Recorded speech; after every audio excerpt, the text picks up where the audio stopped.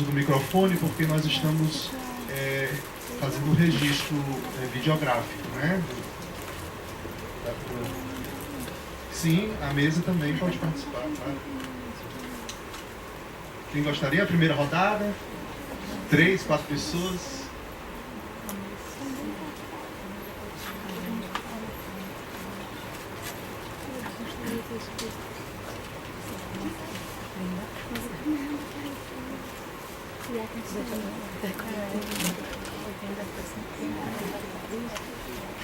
Álvaro Pires, Universidade de Ottawa. Eu vou dirigir, gostei muito de todas as apresentações. Fazer um primeiro comentário dirigido à apresentação do Theo. Bom, em primeiro lugar, eu gostei muito de ver que você voltou a esse tema da judicialização. Você tinha me falado e que uma hora dada você abandonou esse tema. E achei, bom, gostei muito das apresentações e eu gostaria me passou duas ideias, porque a descrição etnográfica que você fez me parece extremamente rica. Eu vou precisar de um pouco de tempo para refletir, porque eu achei aquilo de uma riqueza enorme, extremamente interessante. Aliás, também a da Carli, gostei muito, fiquei fascinado com as duas apresentações do ponto de vista etnográfico. Agora, me passou duas ideias que é sobre a forma, talvez, de perguntas, eu não sei. Uma que esse tema da judicialização, essa centralização do tema da judicialização, eu me fiquei perguntando, eu não estou querendo puxar a coberta para temas que eu tenho começado a me interrogar, mas é porque eu vi, ao contrário, na apresentação que você fez, uma maneira de ver que eu não tinha visto ainda. Eu fiquei pensando se esse tema dessa centralidade na judicialização não tem um pouco também a ver, ou não vai em paralelo com esse discurso extremamente heterogêneo sobre o fenômeno da impunidade. Porque a impunidade ficou aparecendo hoje como uma espécie de solução para todo tipo de problema social. Tá? Não tem escola, impunidade, precisa de educação, impunidade, aumentou a violência, impunidade. Quer dizer, a impunidade aparece como a solução aos problemas sociais. E isso, bom, tem alguma coisa, mas eu não sei exatamente ainda o que, porque você me levou a pensar nessa segunda face, a esse problema, talvez, da centralidade da judicialização. Então, você vê, assim, intuitivamente, alguma relação entre as duas coisas, seria a pergunta. A segundo ponto é que você estava falando dessa tensão que é dada ao nível do penal no interior disso. E eu fiquei pensando que talvez precisasse aí a gente se interrogar que não é só a centralidade da judicialização, não é só a centralidade do penal que está voltando, mas talvez do tipo mais retrógrado de sistema penal possível, centrado na repressividade. Porque o problema não é tanto estar no penal, mas é que penal que nós queremos estar e que penal que nós queremos construir. E o que eu tenho a impressão aqui é que nós estamos indo como se não só o sistema penal fosse a solução aos problemas sociais, mas dentro do sistema penal nós pegamos as piores ideias e as mais velhas e as mais repressivas para tentar construir então um sistema que possa resolver os problemas que nós queremos resolver fora dele e que ele não tem poder para poder resolver. Então eu fiquei pensando que eu acho importante nessa reflexão que você está fazendo, na hora de entrar dentro da judicialização, também botar acento que se trata de uma penalização, de uma forma, de um modelo de penalização arcaico. Estou me perguntando o que você acha disso, porque a única coisa que eu posso fazer atualmente como reflexão, porque tem um material etnográfico, tem que ser pensado. Mais alguém?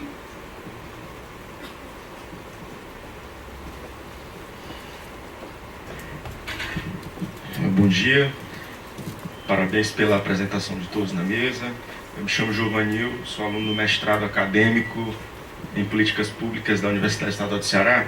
Eu vou pegar carona na pergunta que foi formulada anteriormente. A apresentação do professor Teófilos me me lembrou alguns questionamentos, algumas reflexões que, vez ou outra, eu me paro para fazer sobre essa questão da judicialização, que há uma tendência muito forte de judicialização da política, dos movimentos sociais, a criminalização das reivindicações populares, dos movimentos sociais. A gente tem episódios recentes, inclusive na América Latina, de golpes jurídicos, né, como foi o caso do Paraguai recentemente, e tem outros casos que pode-se dizer que o processo que se dava por uma via mais política, vamos dizer assim, de intervenção mais política, passa-se agora por uma questão mais jurídica. E do outro lado, paradoxalmente, a intensificação de lutas por criminalização de determinadas questões. Por exemplo, no caso do Brasil, a aplicação, a ampliação da Lei Maria da Penha, como uma medida de defesa da luta de gênero, e mais recente, inclusive, tomou conta do debate nas eleições presidenciais, a questão da criminalização da homofobia. Então, como que se dá essa, ao que meu ver, é um paradoxo, uma questão interessante para reflexão. Edmilson?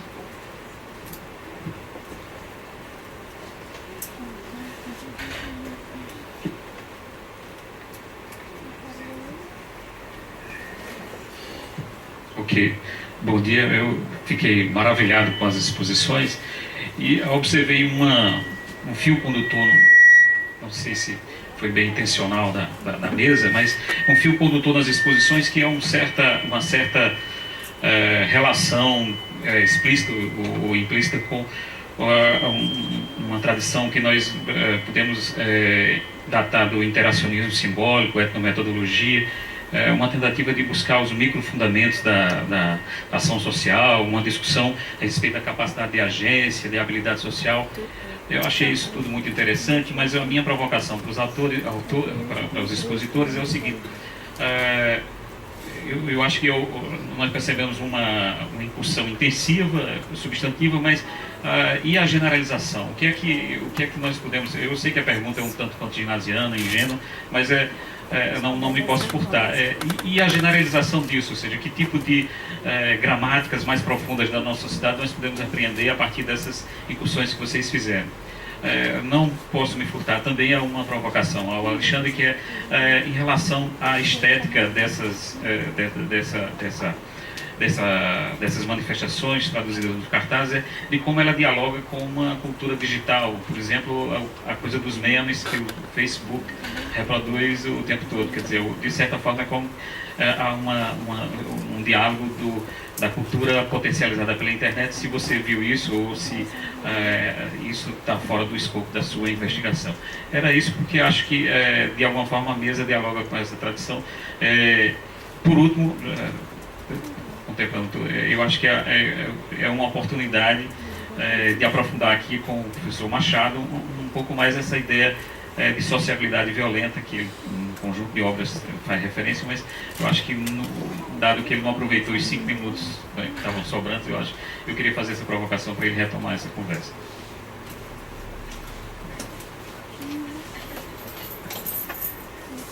Vamos fechar aqui o bloco já, de 3. Tem um... Quem mais? Tá. Então vamos fazer um bloco de 4. Janaína também? 5, Aí a gente fecha para voltar, para não ficar muitas questões, né? Bom dia, Daniela Vezu, presidente do Conselho Municipal de Defesa dos Direitos da Mulher de Porto Velho, Rondônia. A minha pergunta é para a doutora: como está o universo, né, do gênero feminino dentro dos 3 exércitos que foi elencado, e qual a participação do gênero e influência positiva e negativa nesse novo paradigma de sociedade aí, que é novo, né? E a abrangência do universo gospel e evangélico tem aumentado bastante. Então, minha pergunta é essa.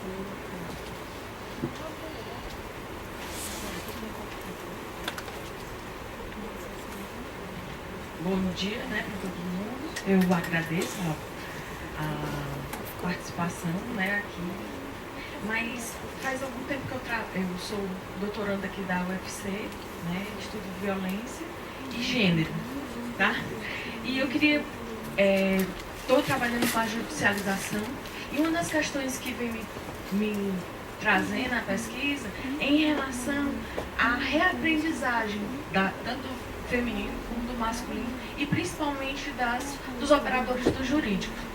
Porque, na realidade, o que eu percebo é que nem os operadores, nem as pessoas que estão tratando com esses âmbitos, eles têm, quando tu diz, né, uma mediação que vai ocorrer entre o masculino e o feminino, por conta da questão da Lei Maria da Penha, entre polícias, né, que também não estão preparadas em relação às novas perspectivas que estão chegando, né, tratar de homem violento, tratar com a questão da homossexualidade, né, a questão dos gays. Então, não somente isso, mas essa dimensão dos operadores que eles percebem que eles não estão tendo condições de trabalho, vamos dizer assim, entre aspas. Que é muita gente, assim, se a gente pegar pela Delegacia da Mulher, são mais de 12 mil boletins e 2 mil TCOs chegam no final. E quando vai para o juizado, a gente tem nem 1000 inquéritos. Então há uma dimensão aí de muita gente precisando, né? Há uma dimensão para a judicialização e os operadores, que aí eu não digo somente polícia, não digo somente jurídico, não digo... É todo mundo, né? Que está se percebendo nessa relação. Eu queria, assim, que o senhor falasse um pouco disso. E em relação a Carli, desculpa, é que quando eu estou pesquisando, né, lá, que a gente vai para um monte de conta, eu estou mais ou menos como você, em relação a muito personagem para dar conta do povo, né? Eu estou quase terminando, se Deus quiser. E essa dimensão entre o... Gostou de Deus quiser, né, pessoal? Em relação, que é todo mundo, quem é doutorando aqui sabe, não sabe? Com certeza eu sei disso. Em relação à temática de Deus. Sempre quando eles estão nessa outra posição, vitimização e a pessoa, o criminoso, eles sempre vêm com essa dimensão da religiosidade como a possibilidade dele conseguir se reestruturar, não vou dizer assim, né? Como é que você vê isso? Tá certo? Então vamos retomar a palavra, né, pela ordem, né? Começando pelo professor Machado, e aí, se a gente tiver tempo, a gente faz mais um bloco.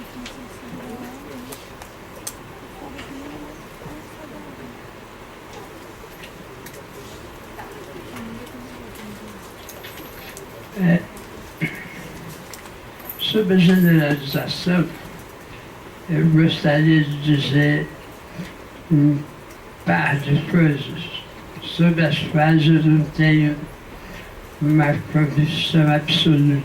Aliás, eu não tenho convicção absoluta sobre nada que eu digo, porque eu acho que um certo ceticismo com relação às nossas próprias ideias é uma condição fundamental para a gente poder conversar. E eu acho muito bom que a gente explicite e mantenha esse ceticismo, porque até hoje eu tenho percebido está em falta no momento. Estamos vivendo um momento de raça muito radicalizado que tem levado a intolerâncias recíprocas de todos os lados. Sobre a generalização, eu gostaria de dizer o seguinte: eu acho que eu estou generalizando contra uma ideia de generalização de natureza totalizadora.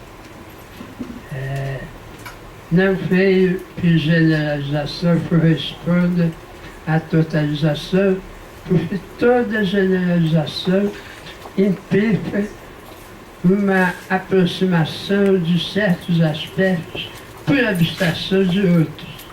É isso que permite totalizar, abstrair. E eu acho que, especialmente nesse nessa conjuntura mais recente, mas conjuntura recente não é ontem. Um prazo relativamente longo. Nós temos um pouco menos de meio século dessa conjuntura.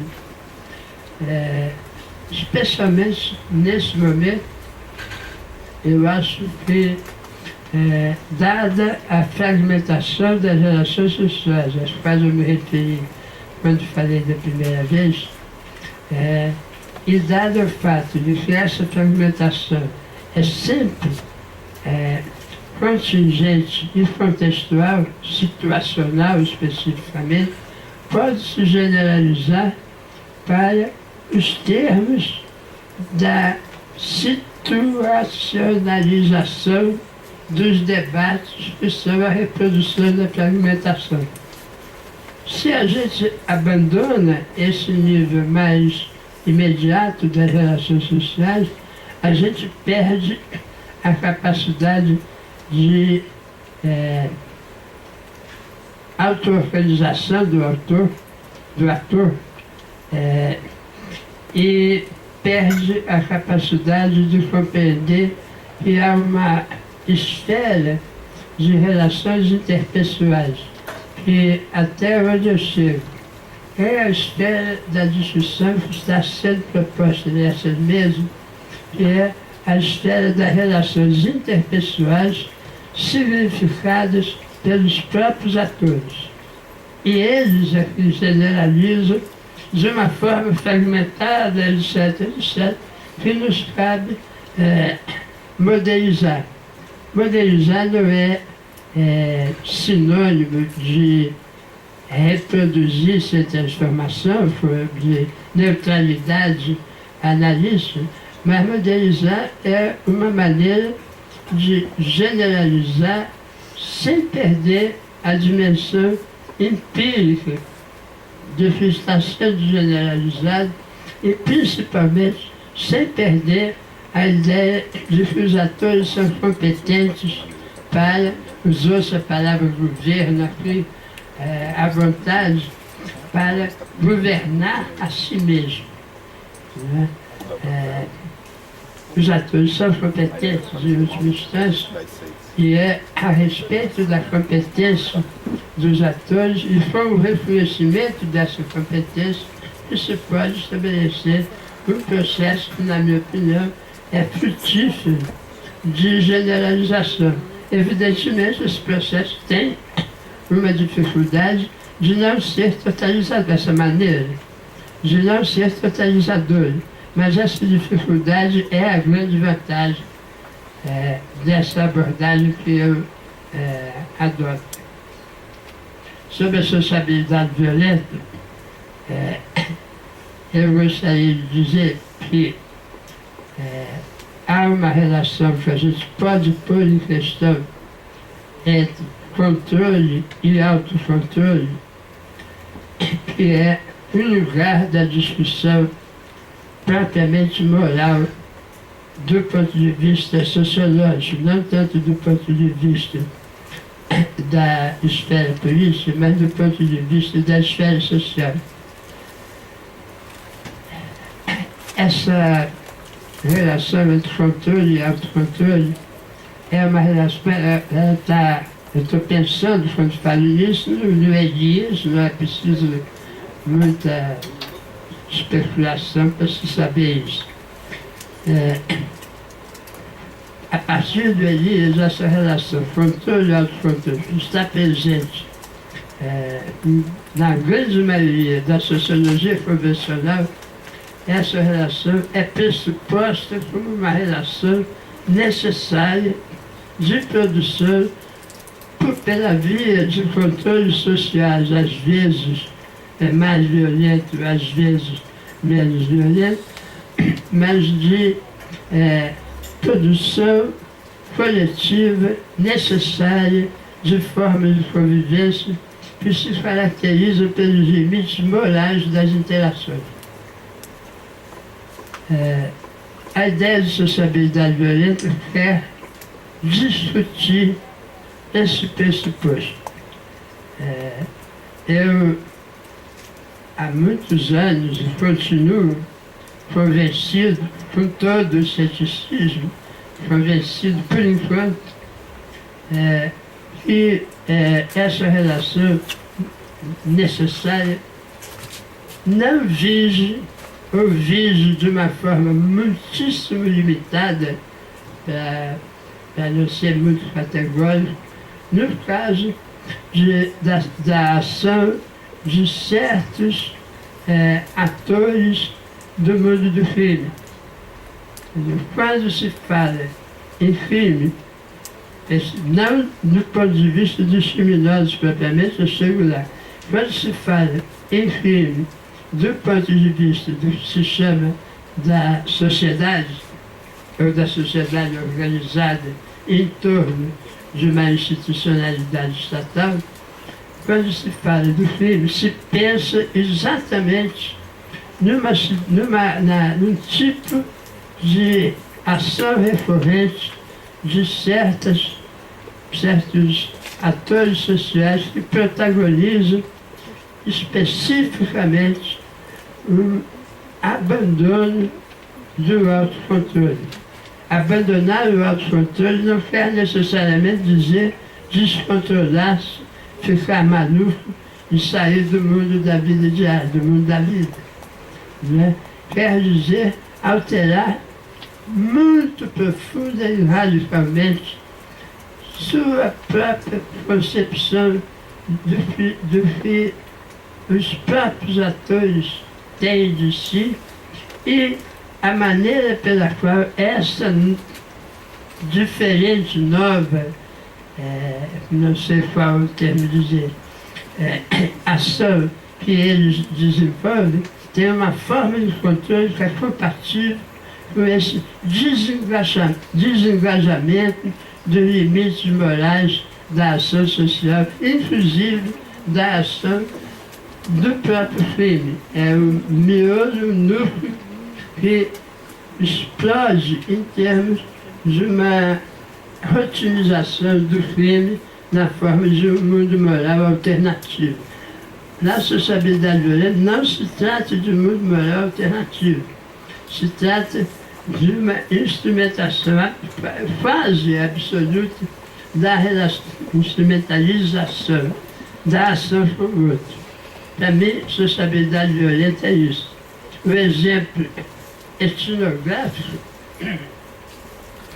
para o portador da sociabilidade violenta é o que os próprios criminosos chamam de bicho louco. Obrigado.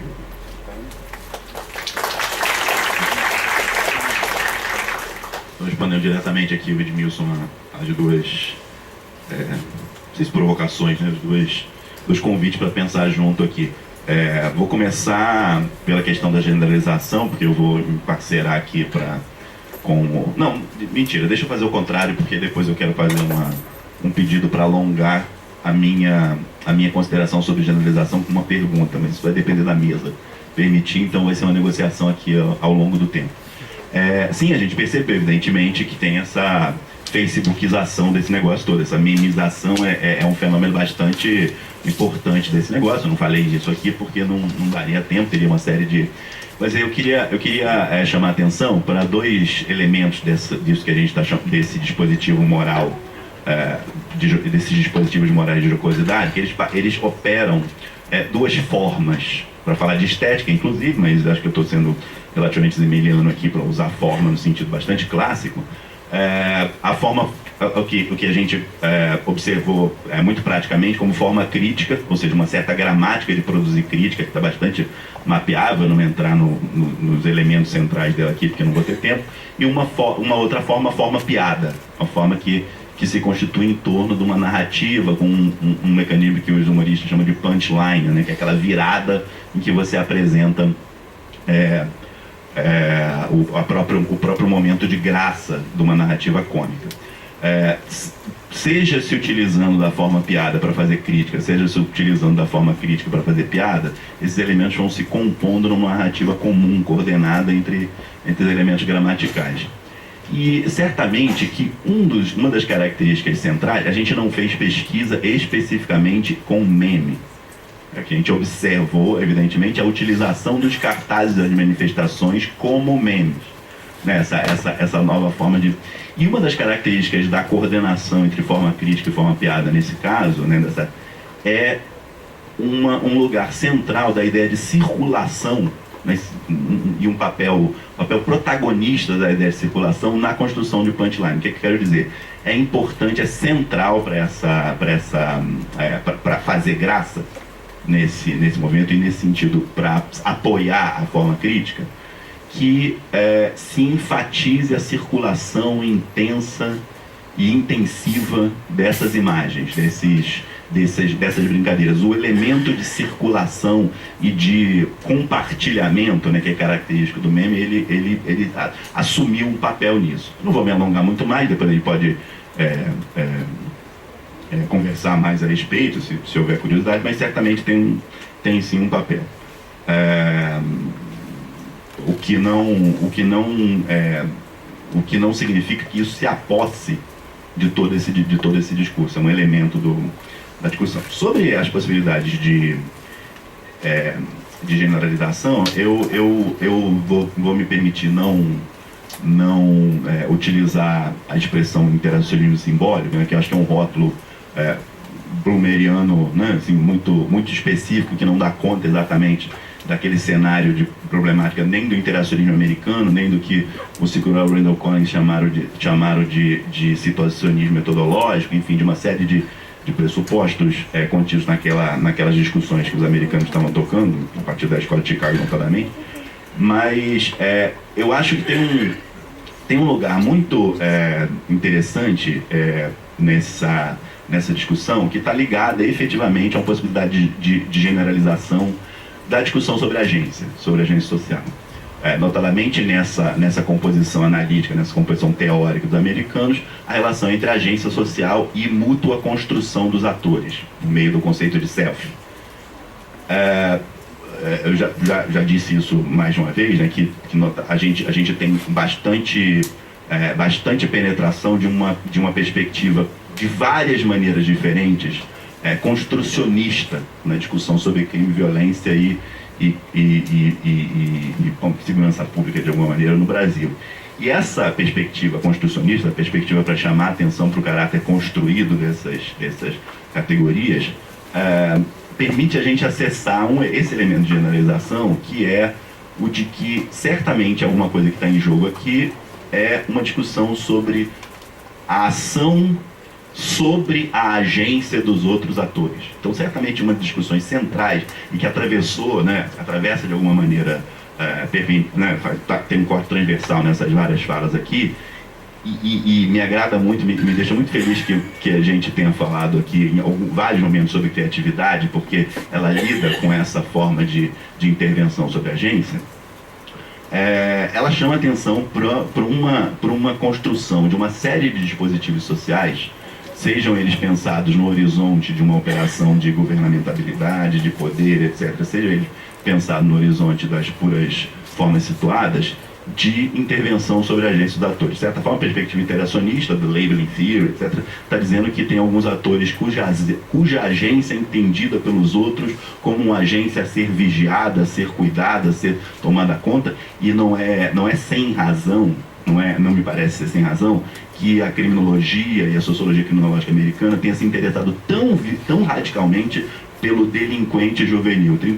Todos os textos clássicos estão sempre interessados em como os jovens são o lugar de nascimento dessa perspectiva criminal, e acho interessante, e é por isso que eu queria colocar uma pergunta, né, para o Teófilo, por conta dessa discussão que ele está promovendo, porque o lugar aí parece ser esse em que a gente consegue pensar um quadro de vida social em que os atores estão preocupados com a agência e, do ponto de vista político, inclusive, com um certo, digamos, excedente de agência, um certo excesso de agência que determinados atores que não deveriam ter tanta agência assim, na visão deles, acabam tendo, e quais são as estratégias de governo para atuar sobre a agência. Certamente a gente tem um lugar aqui para pensar a criatividade, que a gente está pensando o reconhecimento desses próprios atores no lugar de agência deles.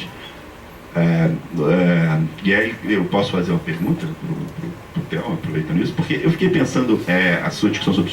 É fascinante essa discussão, enfim, e acho que os casos que você traz, de fato, são incríveis, e a maneira como você está pensando me interessa especialmente. Mas eu fiquei pensando se uma perspectiva como a do self... eu estou pensando aqui estritamente no Tannenbaum, né? Na década de 30 está pensando esse lugar lúdico dos jovens, está pensando essa coisa da delinquência juvenil nos Estados Unidos, muito a partir disso. Se uma perspectiva como a do self, que é plana no sentido de fugir de uma discussão sobre interioridade, não poderia ser produtiva em coordenação, ou talvez até em substituição, mas eu a princípio pensei em coordenação com a discussão sobre o sujeito. Estou pensando isso porque o self permite colocar em cima da mesa os diferentes personagens de uma configuração particularizada que a gente está acostumado a pensar com o sujeito, no horizonte dessa influência que eu acabei de pensar sobre as agências mútuas, né? Como o outro me influencia na minha constituição, eu influencio outro na minha constituição, e a vida social acaba sendo um pensar mútuo dessas influências a partir dessa intervenção sobre a agência. Achei que a gente podia pensar junto muito fortemente a partir de uma perspectiva em que a gente planificasse isso. Enfim, não sei nem se é uma pergunta, né, sobre isso. Eu acho que é um convite para a gente pensar junto outras perspectivas. Espero ter conseguido responder minimamente.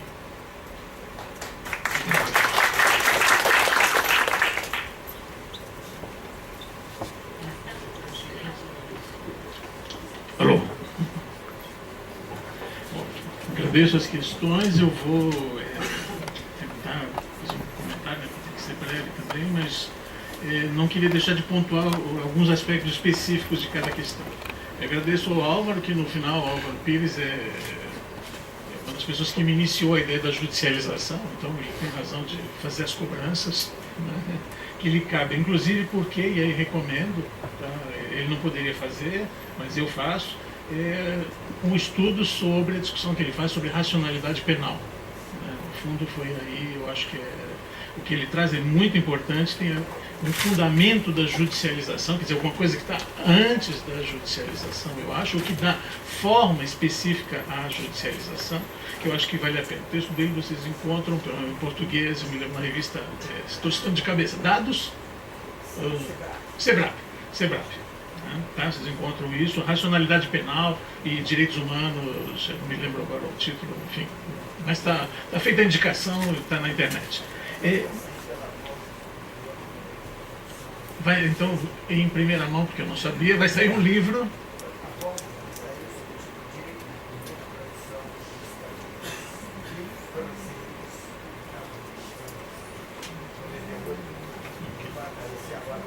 pela Vozes, vai aparecer agora Direito de Punir, é isso? Obrigado, já estou também na fila para compra. Por que eu estou falando nesses termos? Porque eu acho que o Álvaro Pires fez para mim um serviço para me situar no debate sobre a judicialização, que envolvia então essa ideia da racionalidade penal, e eu realmente vou corrigir no meu texto essa ideia, né, da ênfase do penal, pensado numa espécie de configuração específica do penal como repressiva. Mas o que mais me chama a atenção, e por isso eu atropelei um pouco essa noção, né, e vou corrigir, é que nós lutamos pela ideia de ganho jurídico e de reconhecimento pensando na pena. Né? Eu me lembro, e é isso que eu acho que é forte no teu argumento, Álvaro, é a ideia de que hoje nós vivemos uma situação em que o penal avança na forma repressiva, mas nós demandamos esse avanço. Né?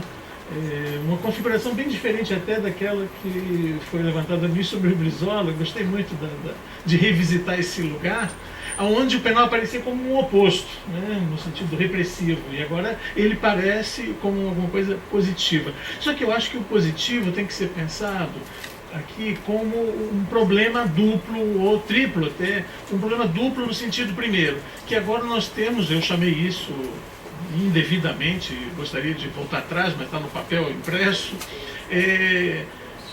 populismo legislativo. Então é mais fácil você obter mudanças legislativas, e os legisladores são muito sensíveis a isso. Mas eu queria juntar esse gancho, né, do populismo legislativo com um outro, que é o fato dos juízes dizerem o direito. estou pensando aqui na tese da Regina Fonseca, sobre os juízes dizendo o direito, se arvorando a condição de legisladores. E por que mesmo? Porque legislar é importante. Né? E legislar é o central na regulação social, particularmente com a ideia repressiva. E eu volto aqui, acho que o Álvaro me remeteu a 20 anos atrás, com a ideia do livro do Ralph Dahrendorf, que circulou muito entre nós no início das discussões sobre violência e criminalidade, onde ele dizia exatamente o problema da impunidade. Só que lido naquele tempo, ele era uma falta de acesso à justiça. E hoje, lido na forma como nós estamos vivenciando, eu acho que vai no sentido muito mais da expansão desse penal repressivo e das demandas. É como se houvesse uma gramática e uma semântica que diz a cada ato corresponde ou um benefício ou uma pena. E essa ideia dessa equivalência, não é, faz com que eu acho que nós estejamos inscritos numa racionalidade. Eu acho que essa racionalidade penal é que valeria a pena explorar, não só no mundo jurídico, mas como ela nos invadiu. E aí eu faço uma diferença com a ideia do Luiz Werneck Viana sobre a judicialização, embora ele esteja seguindo o garrafão, não estou discutindo toda a fundamentação, mas uma ideia de que não se trata só de uma expansão do mundo penal, não se trata só de uma expansão do mundo jurídico, de forma geral, sobre a sociedade. Judicialização das relações sociais é uma lógica em que a sociedade também se inscreve e contribui para essa Constituição. E eu acho que aí é que surge o primeiro ponto. E até a pergunta do comentário, né, do Josinaldo me leva à mesma questão, né, que penal, né, nós estamos falando. Porque eu acredito que entre Lei Maria da Penha e homofobia, há alguma coisa que eu, como cidadão, como sujeito, não posso negar. Eu vejo uma conduta errada e a normatividade serve para cristalizar morais sociais. Eu não vejo incompatibilidade nisso. O que eu vejo como problemático, e é isso que eu quero discutir quando falo em judicialização, é a centralidade, se não a exclusividade desse modelo repressivo. Tá? Vou dar um exemplo que talvez possa ajudar a pensar isso, que é a ideia do livro do Didier Fassin também, que chama Reprimir, Julgar e Acompanhar. E ele trata esses três como moralidade do Estado. E ele trata essas três ideias como os modos de governo contemporâneos. Ele está falando, claro, da França especificamente, no livro, cita muitos exemplos, mas como nós usamos a polícia, usamos o judiciário, como usamos o serviço social, a assistência social, médica, etc., como formas de fazer esse acompanhamento. E como os três fazem uma oscilação entre o penal e o social do Estado. Né?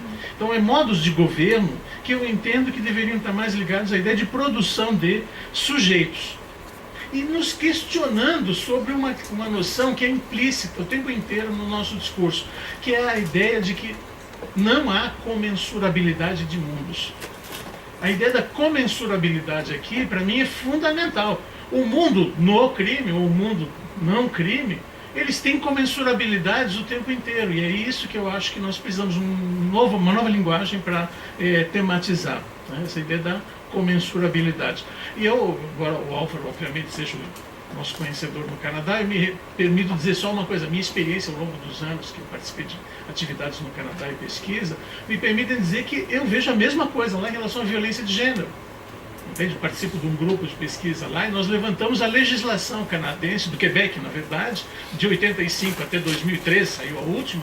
Eu participei também, li pelo menos o documento que essa equipe mandou para o Ministério, uma comissão interministerial que ia discutir a nova política de violência de gênero, e o que nós falamos era instrumentalização da mulher vítima. Uma instrumentalização, porque os serviços de acompanhamento, de apoio psicológico, serviam apenas para lhe dar suporte, empoderamento, alguns chamariam, não eu, empoderamento para que ela possa dar continuidade ao processo penal. Há um privilégio aqui na ideia dessa punição como o elemento mais importante e exemplar. Bom, rapidamente é isso que eu podia dizer. O Edmilson, todo mundo falou sobre a generalização, né? É uma questão bem importante. O antropólogo vive sempre engalfinhado com a generalização. Não pode. Eu vou citar duas frases que me parecem bem típicas do ponto de vista que eu defendo. A primeira é a ideia da perenidade do campo, ou a perenidade dos dados etnográficos em relação à precariedade da teoria. Essa frase não é minha, é da Marisa Peirano, falando sobre etnografia. elas têm alguma coisa interessante no campo que nos faz pensar mais do que a teoria, ou que nos alimenta ao longo mais tempo do que a própria teoria. Ou na versão Márcio Goldman, não Marisa Peran, mas Márcio Goldman, de uma teoria etnográfica. Como a teoria surgindo pela etnografia, ela faz questionamentos sobre os nossos conceitos. Eu acho que é isso um pouco que eu tentei fazer.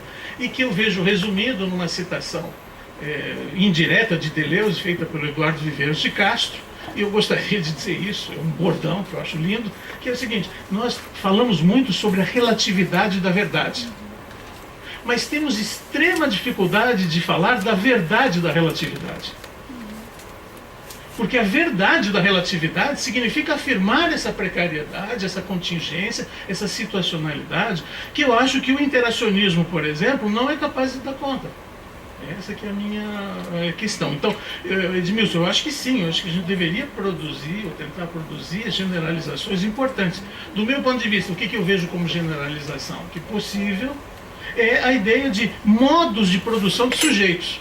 Então, o serviço social, o conselho tutelar, eu não sei, todos eles, a escola, a polícia, entende? São modos de produção de sujeito. O estudo dos modos de produção é uma generalização. E eu vejo também na chave lá do Didier Fassin, reprimir, julgar e acompanhar como uma chave interessante. Daniela, eu sou muito sensível a essas discussões sobre gênero, embora não trabalhe, porque estou preocupado com a Lei Maria da Penha. Como é que você pode estudar a Lei Maria da Penha e não se preocupar com gênero? Eu digo, não, eu me preocupo com gênero, mas o meu viés não é o viés do gênero, eu vou nas práticas jurídicas, nas práticas policiais que eu já analisei. Então, eu vejo como coisa muito positiva, por exemplo, o fato de que nem todos os casos relatados sejam transformados em inquérito. Por quê? Porque a generalização ou sistemática da penalização nos casos chamados de violência de gênero me parece serem problemáticos. Eu tentei escrever sobre isso e acho que ainda não consegui escrever decentemente, porque é uma questão muito difícil, muito difícil mesmo. Mas eu vou tomar como exemplo aqui, para ser bem rápido, um levantamento que nós fizemos sobre homicídios e mortes em Santa Catarina. Nós começamos estudando homicídios, todo mundo fazia, nós também. Mais um laboratório que fazia, de fluxo de justiça, também fizemos. E quando nós fizemos isso, tinha estudantes muito estudiosos e interessados.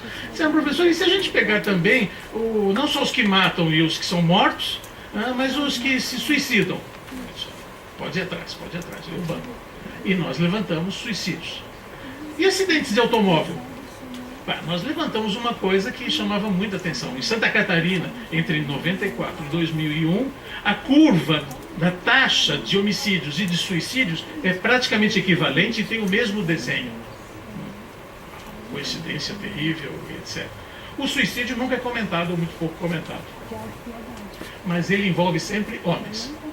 80%, nós fizemos também os afogados, tá? Os afogamentos, 80% dos homens, homicídio quase 90%, suicídio quase 90%. As mulheres tentam mais suicídio, nós descobrimos até isso, mas os homens são bem sucedidos. Bom, o que eu estou falando sobre isso, Daniela, eu acho que tem aqui uma discussão sobre modos de subjetivação importante.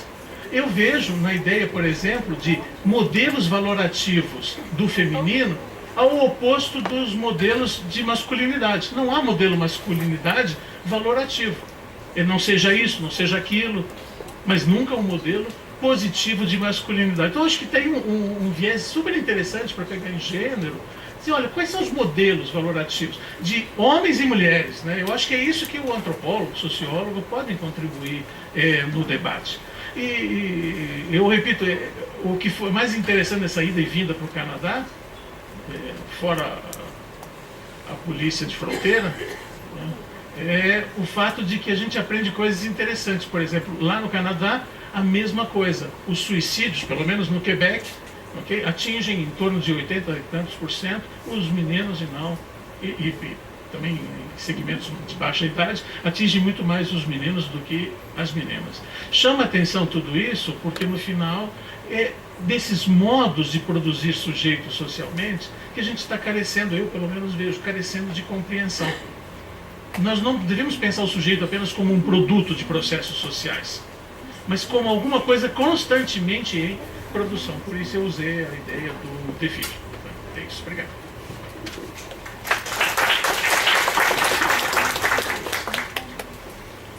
Vou pegar carona em umas perguntas que não foram para mim, não. Sobre a judicialização, a gente está acompanhando a mesma coisa na religião. Eu queria deixar isso registrado, né? A gente está vendo uma judicialização do campo religioso em outras formas. Por exemplo, na igreja do pastor Marcos Pereira tem uma categoria que é alvará espiritual. Né? Então tem todo, como o público-alvo é muito de presidiários, então tem todo um alvará espiritual de soltura. Aí pode ser a soltura da prisão, a soltura dos pecados, cada hora é acionado de um jeito. Tem muito a expressão abençoa nossos processos, né? Assim, então tem uma série, e não é só naquela igreja, lá é a igreja que eu faço uma etnografia mais densa, mas vejo em várias referências do campo religioso uma integração dos campos, das categorias do jurídico. Bom, Deus como grande juiz, né? Justiça dos homens, justiça divina já é um clássico do cristianismo, mas isso tem tomado uma forma mais operacional, eu acho, com essa relação entre crime e religião, que acho que está pedindo pesquisa. Sobre a questão das generalizações, dá vontade de dizer, dá licença, eu sou antropóloga, mas eu não vou fazer isso, porque é covardia e uma distorção também, né?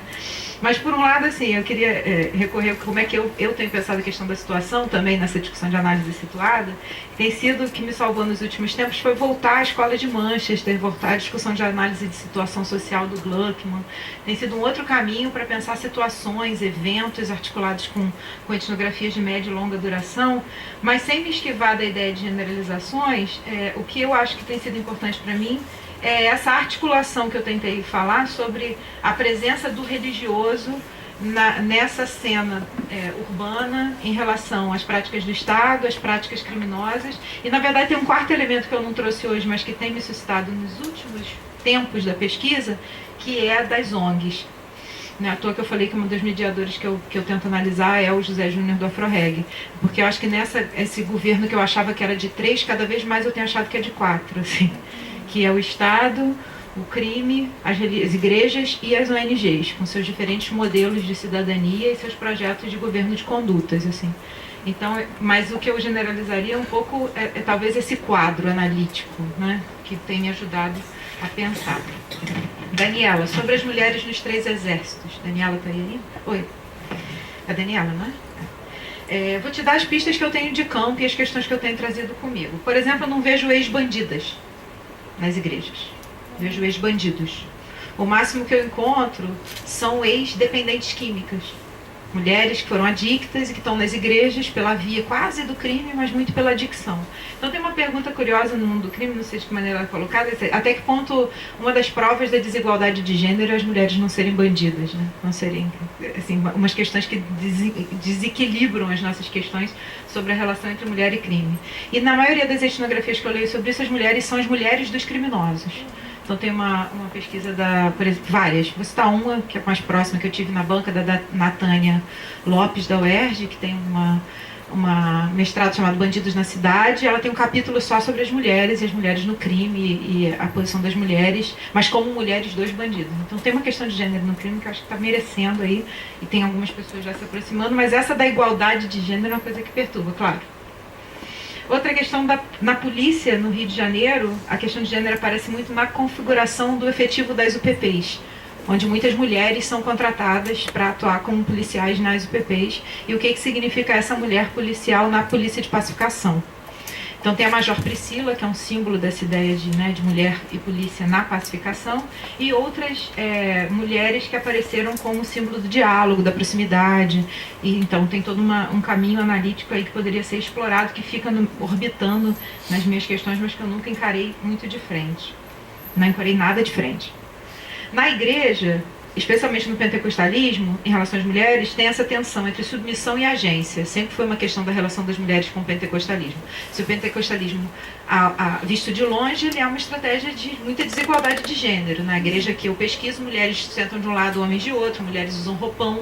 Eu não trouxe aqui imagens das mulheres dessa igreja, mas elas usam longo roupão, coque, tem uma roupa específica, tem uma moralidade muito tensa sobre os corpos femininos e os corpos masculinos, mas predominantemente os corpos femininos. Então o tempo todo essa igreja é vista como uma igreja que opera fortemente a desigualdade e a opressão. Só que, por exemplo, dentro dessa igreja você tem as mulheres cantoras Isso tem uma forte atuação dessas mulheres dentro dos cárceres e tem também uma outra via de agenciamento dessas mulheres. Então, eu tive uma aluna que tentou trabalhar essas mulheres cantoras dessa igreja e um pouco como é que elas se recolocam, não pelo viés da submissão, mas pelo viés da agência. Mas nas igrejas pentecostais é sempre nessa tensão.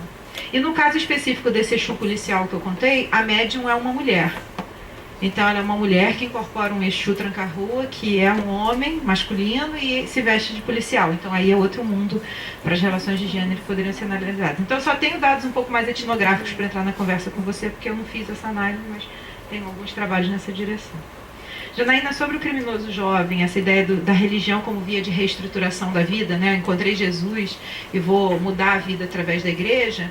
Tem uma discussão de se esconder atrás da Bíblia, né? O quanto muitas vezes as igrejas e a questão da religião é usada como uma via de contornamento, no sentido pejorativo do termo, manipulação da micropolítica, por exemplo, dentro da cadeia, né? Você fica lá na ala dos crentes para escapar da tensão das facções. Então tem toda uma discussão sobre o que significaria essa ideia do escapar, muito na direção do que o Teófilo falou, o quanto essa ideia de manipulação, na verdade, é uma outra forma de ação, de sobrevivência em determinados contextos, como o contexto das penitenciárias cariocas, a ala dos crentes como uma estratégia de sobrevivência. Mas tem também, assim, eu trabalhei isso de um jeito específico, um artigo que acabou de sair na Horizontes Antropológicos, que chama Pentecostalismo, Ex-Bandidos e a questão do sofrimento, com a ideia de que você tem também uma via de contornamento da ideia de vitimização, ou seja, o cara ele não vai para a igreja se dizendo simplesmente vítima, mas ele sai se potencializando de outras formas. Porque, por exemplo, o bandidão evangélico, né, o ex-bandidão evangélico do caso do Teófilos, ele vira na igreja desse pastor um super missionário, que entra na favela, que tira bandido do que vai morrer, que tem uma adrenalina, que a adrenalina é própria e interna ao campo religioso. Esses missionários que eu acompanhei de longe, porque a questão de gênero é muito marcada, então eu não faço incursão para a favela com esses homens, eu não sou vista como uma figura legítima para fazer isso por ser mulher. As mulheres da igreja sim, mas eu não. Mas eles têm muito esse lugar de quase equivalente à prática da violência e o que eles tinham dentro do tráfico. Então eles são famosos, eles fazem uso da força, mas agora a favor de Deus e não contra, né, para resgatar o bandido. E eles têm essa ambivalência também nas fronteiras do ilegalismo. Por exemplo, esses homens, muitos deles foram acusados junto com o pastor Marcos, porque eles eram acusados de fazer ameaça às pessoas que falavam mal do pastor. Então eles foram acusados de ameaça à testemunha, eles foram acusados de uma série de coisas, porque eles também operam nas